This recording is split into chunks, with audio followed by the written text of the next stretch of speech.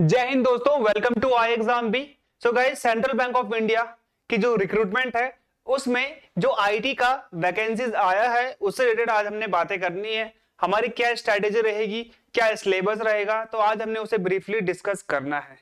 अब सबसे इंपॉर्टेंट चीज है कि जो आईटी का सिलेबस है वहां पर पूरा का पूरा नहीं दे रखा है कि क्या क्या पढ़ाना चाहिए, लेकिन मैं आज आपको इस वीडियो में बताऊंगा कि आपने क्या क्या पढ़ना है, सो दैट जो हमारा आईटी का सिलेबस है वो पूरा का पूरा यहां से कवर हो जाए। तो आगे जाने से पहले हमको यहाँ पे काफी इंपॉर्टेंट चीजें देखनी है और एक इंपॉर्टेंट अनाउंसमेंट मैं आपको बता देता हूं। ixamBee ने एक ऑफर निकाला है जिसमें फर्स्ट 40 एनरोलर्स जो भी कोर्स को बाय करेंगे उनको 40% का ऑफ दिया जाएगा। कोड यूज करना है आपने new40। तो यहाँ पे सबसे इंपॉर्टेंट चीज यही है, तो आपने एनरोल कराना है, ठीक है। तो इसमें आपको क्या मिलेगा, वीडियो लेसन्स मिलेंगे फर्स्ट ऑफ ऑल। दूसरा, आपको स्टडी नोट्स हमारे द्वारा आपको प्रोवाइड कराए जाएंगे जिससे कि आप उसकी हार्ड कॉपी से आप इजीली पढ़ पाएंगे। प्रैक्टिस टेस्ट आपको हमारे द्वारा प्रोवाइड कराया जाएगा जिससे कि आप ये चेक कर सकते हो कि जो आपकी प्रैक्टिस है या जो आपकी प्रिपरेशन चल रही है वो किस लेवल पे है।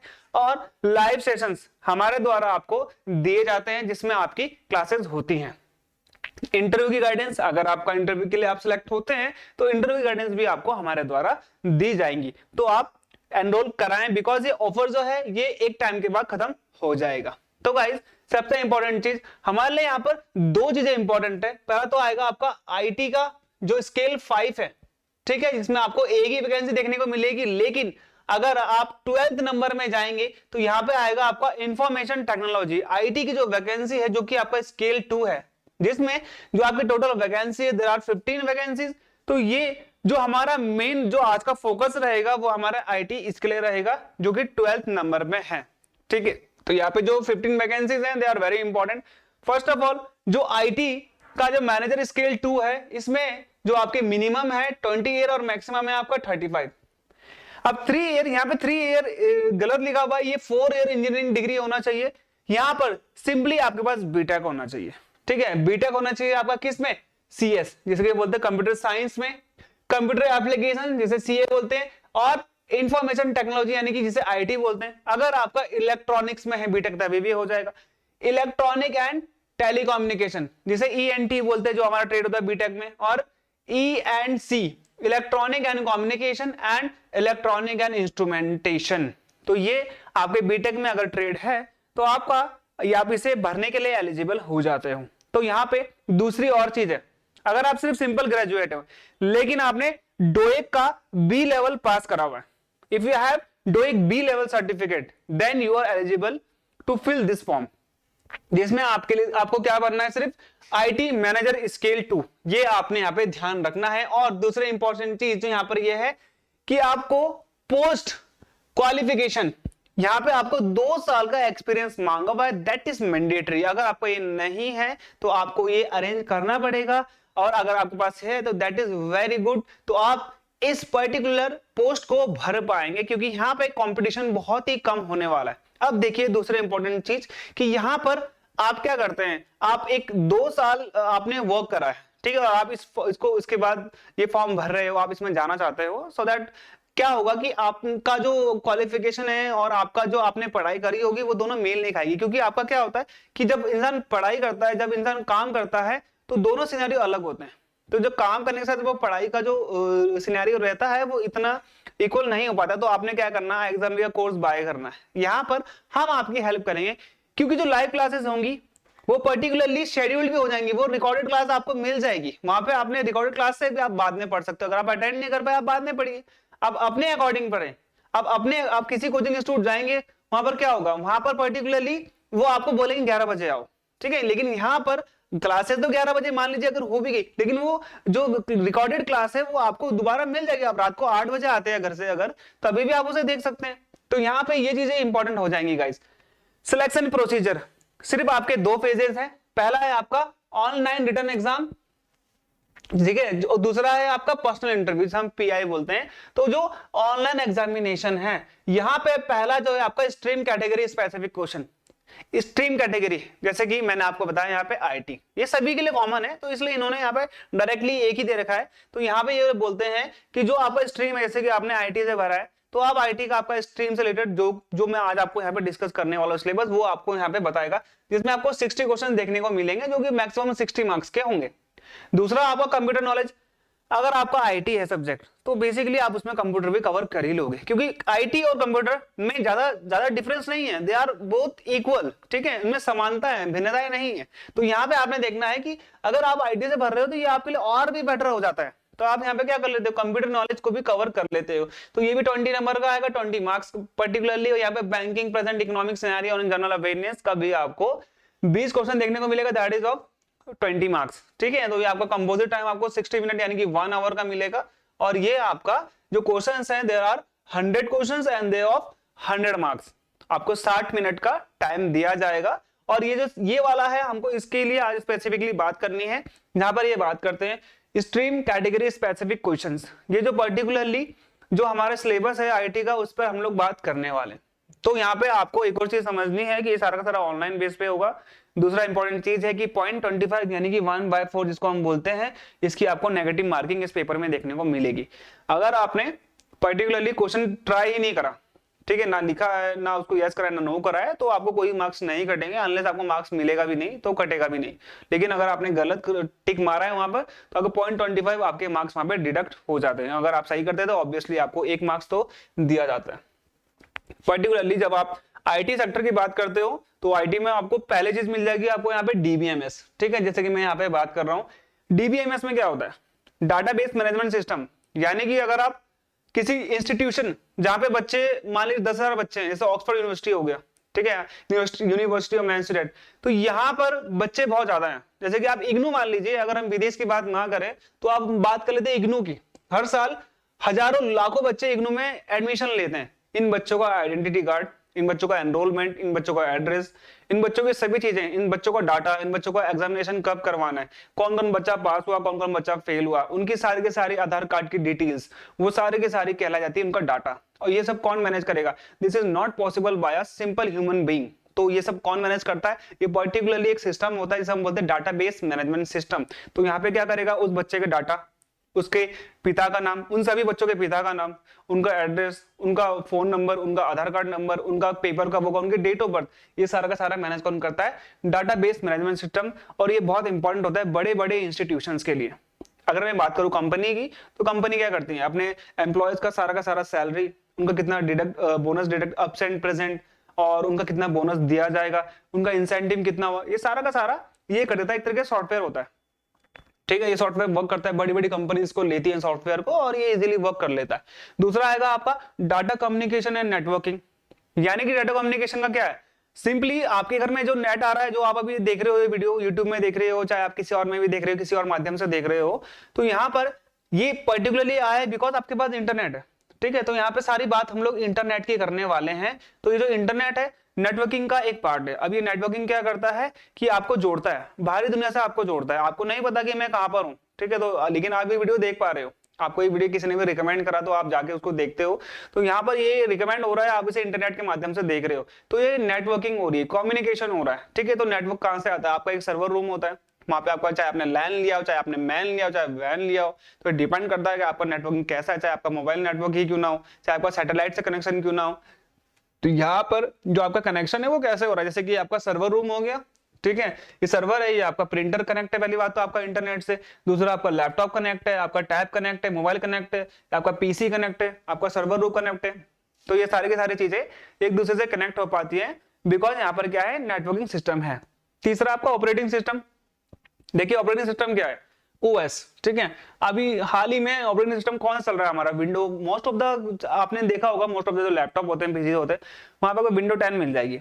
इससे पहले विंडो 7 थी, ठीक है। विंडो 11 भी लॉन्च भारत में तो नहीं हुई है, लेकिन आ चुकी है। तो यहाँ पर ये ऑपरेटिंग सिस्टम होता है, ठीक है। ये ऑपरेटिंग सिस्टम क्या करता है कि आपके पीसी, आपके लैपटॉप को चलाने में हेल्प करता है। विदाउट इसके वो ऑन ही नहीं होगा, चलेगा ही नहीं। जैसे कि आपका मोबाइल चलता है, सिर्फ एंड्रॉइड होना चाहिए उसमें, अगर एंड्रॉइड नहीं होगा तो वो चल ही नहीं पाएगा। तो यहाँ पे आपने इन चीज को ध्यान देना है कि ऑपरेटिंग सिस्टम क्या है, उसका एक इंटरनल वो चीज है जो कि बहुत जरूरी है, ठीक है। अगर ये नहीं होगा तो वो चल ही नहीं पाएगा। तो ऑपरेटिंग सिस्टम आपको जैसे आपको आईओएस मिलेगा आईफोन का, जैसे कि आपका विंडो है, विंडो बहुत कॉमन है आज की डेट में, आपको 90% विंडो ही देखने को मिलेगा। ये आपका एंड्रॉइड है जो कि मोबाइल्स में होता है, ये आपका iOS है जो कि एप्पल में होता है, ये आपका लाइनक्स है। ये लाइनक्स क्या करता है बेसिकली, ये होता है ओपन सोर्स। इसे आप किसी भी पीसी किसी भी लैपटॉप में चला सकते हो, अनलेस वो आपको परमिशन मांगेगा कि क्या इसमें हम बाहर से कोई ओपन सोर्स डाउनलोड कर सकते हैं, तो वो आप अलाउ करते हो तो ये आपका ऑपरेटिंग सिस्टम चल जाएगा। इसकी कोई कंपनी नहीं है, ओपन सोर्स से आप इसे डाउनलोड करें, आप इसे ऑपरेटिंग सिस्टम के रूप में चला सकते हैं। अगर आप विंडो नहीं चलाना चाहते, अगर आप iOS नहीं चलाना चाहते, तो वो आप इसकी हेल्प से आप उसको डाउनलोड कर सकते हो और उसको चला सकते हो। फिर आता है आपका सॉफ्टवेयर इंजीनियरिंग। इस सॉफ्टवेयर इंजीनियरिंग में क्या होता है, अब ऐसा नहीं होता कि आपने सॉफ्टवेयर बना दिया और आप सॉफ्टवेयर डायरेक्टली वो चल रहा है, रन हो रहा है, कोई देखने वाला नहीं है, तो ऐसा नहीं होता। जब भी हम कभी भी किसी सॉफ्टवेयर को लॉन्च करते हैं तो वहां पे दो चीजें आती हैं। पहला बात तो आएगी कौन सा डेवलप करेगा, दूसरा आता है कि क्या प्लानिंग रहेगी हमारे, और उनके सब पार्ट्स अलग अलग है। ठीक है, अभी मैं आपको बताऊंगा। जैसे कि सॉफ्टवेयर इंजीनियरिंग में आपका आया, हमने कोई सॉफ्टवेयर लॉन्च करा है, जैसे गूगल ने गूगल मीट लॉन्च करा है। उस गूगल मीट को लॉन्च करने के बाद बहुत सारी खामियां आई थी उसके बाद, अब वो खामियां आई थी उनको दूर करना है। यूजर्स की क्वेरीज है, तभी तो यूजर्स उससे जुड़ पाएंगे। अगर यूजर्स की क्वेरीज को आपने सॉल्व कर दिया, ठीक है, तभी आपसे जो आपका वर्ल्ड लेवल में वो फेमस होगा। जैसे गूगल हो गया, जैसे आपका जूम हो गया। जूम और गूगल क्यों चल पा रहे हैं, बाकी ऐप क्यों नहीं चल पा रहे हैं वीडियो ऐप, क्योंकि वो दोनों क्या कर रहे हैं, वो दोनों क्वेरीज को रिजॉल्व कर रहे हैं। वो दोनों इस चीज पे वर्क कर रहे हैं कि कैसे यूजर्स के लिए क्या हो पाए, वो चीज और इजी हो पाए। ठीक है, धीरे धीरे और उसको इजी कर पा रहे हैं, और चीजें ऐड कर रहे हैं, मीटिंग रिकॉर्ड करना, ऑनलाइन मीटिंग करना, कॉन्फ्रेंस करना। तो यहाँ पे सारी चीजें हो जाएंगे। डिजाइन करना है पहली बात तो आपके पास प्लानिंग होनी चाहिए कि भाई मैं क्या कर रहा हूँ, कैसे कर रहा हूँ, मुझे किस चीज का ऐप बनाना है, वेदर का बनाना है, एजुकेशन का बनाना है। दूसरा आपका डेवलपर आपके पास होना चाहिए। ऐसा नहीं होगा कि कोई बंदा ऐसा है जिसके पास नॉलेज नहीं और वो उसको डेवलप कर रहा है, नहीं कर पाएगा। तीसरा आएगा आपका डिप्लॉयमेंट। आप उसे क्या करोगे, कहाँ पे डिप्लॉय करोगे, कहाँ पे प्ले स्टोर में, आप एंड्रॉइड स्टोर में, कहाँ पे। फिर आपका डिजाइनिंग, किस प्रकार से डिजाइनिंग होनी चाहिए भाई, वो कैसा बनेगा, कैसा इंटरफेस दिखेगा, कैसे जब हम उसमें जाएंगे क्या क्या चीजें होंगी। एजुकेशन का होगा तो कहाँ पे करंट अफेयर होगा, कहाँ पे मॉक टेस्ट होगा, टेस्टिंग करनी है, फिर उसकी एक बार उसको लॉन्च करना है, लोगों से चलाएंगे, 100-200 लोग चलाएंगे और उसे देखेंगे कि हाँ भाई इसमें चीजें सही हैं, तभी जाके लास्ट में जाके क्या होगा, वो पर्टिकुलरली डिप्लॉय हो जाएगा। उसके बाद अब चल रहा है, सही चल रहा है, उसके बाद उसकी मेंटेनेंस बहुत जरूरी है। ठीक है, ऐसा नहीं होगा कि बस एक बार आपने लॉन्च कर दिया और वो चले जा रहा है। मेंटेनेंस की भी उसमें बहुत ज्यादा जरूरत पड़ती है। आप उसे मेंटेन करोगे, देखोगे कि हाँ कहाँ पे बग्स आ रहे हैं, कहाँ पर ये चीजें कहीं हैक तो नहीं हो गया, कहीं ऐसी चीजें तो नहीं है जो ओल्ड हो चुकी हैं। ओल्ड हो गई तो आप हटा दीजिए, अब कुछ चीजें ऐड करनी है तो आप उसमें ऐड कर सकते हैं। तो these are all the part of software engineering. Next one is computer microprocessor. बहुत इंपॉर्टेंट चीजें हैं, सिलिकॉन चिप से बनती हैं। फर्स्ट ऑफ ऑल ये कंप्यूटर माइक्रो प्रोसेसर क्या करता है, आपका प्रोसेसर क्या होता है, किसी चीज को प्रोसेस करना। जितना आपका अच्छा प्रोसेसर होगा, आपका काम उतना ही फास्ट होगा। आपका जो प्रोसेसिंग है, आप 2 + 2 4 कितनी जल्दी आता है, ये डिपेंड करता है आपके प्रोसेसर से। ठीक है, जैसे आपका दिमाग है, अगर मैं आपको बोलूंगा 2 1 3 4 + 4 1 3 2, तो आप इसे नहीं कर पाएंगे क्योंकि आपको थोड़ा टाइम लगेगा, आपका प्रोसेस हल्का हो जाएगा। लेकिन अगर मैं जैसे 2 + 2 बोलूंगा तो आप सीधा 4 बोल दोगे। ये आपका दिमाग का प्रोसेसर है, यानी कि वो चीजों को क्या जितना जल्दी प्रोसेस कर पाता है, दैट इज कॉल्ड प्रोसेसिंग। तो यहाँ पे आपने इसको ध्यान देना है। नेक्स्ट वन और लास्ट वन जो हम लोग आईटी में पढ़ने वाले हैं, दैट इज ऊप्स, जिसको हम बोलते हैं ऑब्जेक्ट ओरिएंटेड प्रोग्रामिंग। अब यहाँ पे आप देखिए 4 ऑब्जेक्ट है आपके पास, these are 4 object, they are connected with each other. ठीक है, अभी जो 4 ऑब्जेक्ट है ये किस लिए बनाए गए हैं, बिकॉज इनको एक टारगेट अचीव करना है, विच इज हेयर। ठीक है, तो जब ये 4 ऑब्जेक्ट होते हैं और इनको एक ही टारगेट अचीव करना होता है, और इनको ये एक टारगेट अचीव कराने में कौन इनका हेल्प करता है, दैट इज ऊप। ठीक है, ऊप्स इसको बोलते हैं ऑब्जेक्ट ओरिएंटेड प्रोग्रामिंग। ठीक है, आपने सुना होगा मार्कअप लैंग्वेजेस होती हैं, ठीक है, ओरिएंटेड लैंग्वेज होती है, कॉमन बिजनेस ओरिएंटेड लैंग्वेज, जैसे कि आपने कोबोल सुना है। तो ये सारे के सारे, जैसे जावा हो गया यहाँ पे, ठीक है, नेट हो गया आपका, ठीक है, जैसे पर्ल हो गया, PHP हो गया, ये सारे के सारी लैंग्वेजेस हैं जो कि बेसिकली आज की डेट में किसको हेल्प करती हैं, ऊप्स को क्रिएट करने में। तो ये जो ऑब्जेक्ट ओरिएंटेड प्रोग्रामिंग है, ये आपको हेल्प करेगी। जो आपके ऑब्जेक्ट्स होती हैं, जो आपके पर्टिकुलरली चीजें हैं, उन सबको मेंटेन करने में, उनके बीच में क्या रिलेशन रहेगा, उन दो चीजों के बीच में जो रिलेशन होता है, हम उसको ऊप से डिनोट करते हैं। जैसे कि आप यहाँ देख लीजिए, एक होगा क्लास, एक होगा आपका ऑब्जेक्ट। ये दो क्लास और ऑब्जेक्ट के बीच में क्या रिलेशन है, क्या एक दूसरे के बिना कोरिलेट कर पाएंगे या नहीं कर पाएंगे, इन दोनों के बीच में कनेक्शन है, तो वो किस प्रकार से हमें कनेक्शन करना है। जैसे एक इंसान है, आप ये मान लीजिए जो ह्यूमन है, इसके बीच में आपको 4 चीजें मिल जाएंगी। ये क्या कर रहा है, ये प्ले कर रहा है, ठीक है, सिर्फ प्ले ही नहीं कर रहा है, साथ में ये दौड़ भी रहा है। अब दौड़ने से इसके साथ क्या क्या होगा और क्या क्या इसने करना है। तो यहाँ पे देखिए, पहली बात तो ये कौन है, क्लास क्या है इसकी, इट इज अ ह्यूमन। दूसरा आएगा ही इज अ ह्यूमन, दूसरा आएगा ऑब्जेक्ट। ऑब्जेक्ट का मतलब पर्टिकुलरली हर ह्यूमन का एक नाम है, ठीक है। ऐसा नहीं होगा आप उसको आप बोलोगे ह्यूमन, सिर्फ ह्यूमन नहीं बोलोगे, आप उसका नाम से बुलाओगे कि हाँ इसका नाम रोहन है, रोहित है, जो भी है, ठीक है। तो यहाँ पे उसका ऑब्जेक्ट क्या हो गया, उसका नेम हो गया, जैसे कि पेन, पेंसिल, कुछ भी ऑब्जेक्ट हो सकता है। तीसरा आपका एट्रीब्यूट, क्या उसकी हाइट है, क्या उसका वेट है, ठीक है, क्या उसकी हॉबीज हैं, क्या क्या करता है वो सब उसका एट्रीब्यूट, पसंदीदा चीजें उसके बारे में एट्रीब्यूट बोलते हैं। तीसरा आएगा मेथड, अगर वो कोई हॉबी खेलता है तो उसके मेथड क्या है, क्या उसमें रनिंग करनी पड़ती है, क्या उसको किक करना पड़ता है, क्या उसको जंप करना पड़ता है, क्या उसमें भागना पड़ता है, क्या उसमें बॉल लेके हमको पर्टिकुलरली स्नेक रनिंग करनी पड़ती है। तो बहुत सारी चीजें, जैसे कि खो खो है, उसमें एक टाइम पे भागना और एक टाइम पे बैठ जाना है, तो वो सब चीजें क्या है कि इट इज अ मेथड, क्या मेथड है। तो ये सारी की सारी चीजें, इन सबको कोरिलेट करना, और लास्ट में पता चला कि वो इंसान जो है वो फुटबॉल खेल रहा है। तो लास्ट में हमारा कॉमन ऑब्जेक्टिव क्या निकला, पर्टिकुलरली प्लेइंग।